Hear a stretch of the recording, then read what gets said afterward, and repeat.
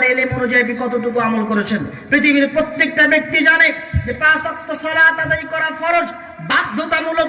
পুরুষদের জন্য পৃথিবীতে সালাত ছেড়ে দেওয়ার মতো কোনো অজুহাত, কোনো মাধ্যম আল্লাহ সুবহানাহু ওয়া তাআলা রাখেন নাই। পৃথিবীতে পুরুষদের জন্য সালাত ছেড়ে দেওয়ার কোনো অজুহাত, কোনো মাধ্যম, কোনো সুযোগ আল্লাহ সুবহানাহু ওয়া তাআলা ইসলামে রাখেন নাই। আপনি সুস্থ আছেন, আপনাকে দাঁড়িয়ে সালাত আদায় করতে হবে।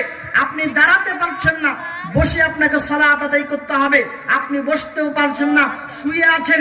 যতক্ষণ পর্যন্ত আপনার মধ্যে হুঁশ আছে, জ্ঞান আছে, ততক্ষণ পর্যন্ত আপনাকে সালাত আদায় করতেই হবে। বাধ্যতামূলক ছেড়ে দেওয়ার কোনো সুযোগ নাই।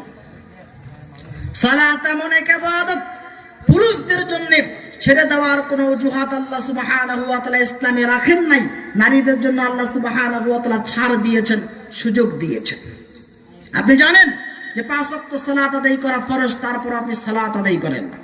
আপনাকে কিয়ামতের মাঠে কি করতে হবে? জবাবদিহি করতে হবে যে আপনার বিদ্যা অনুযায়ী, আপনার জ্ঞান অনুযায়ী কতটুকু আমল করেছেন।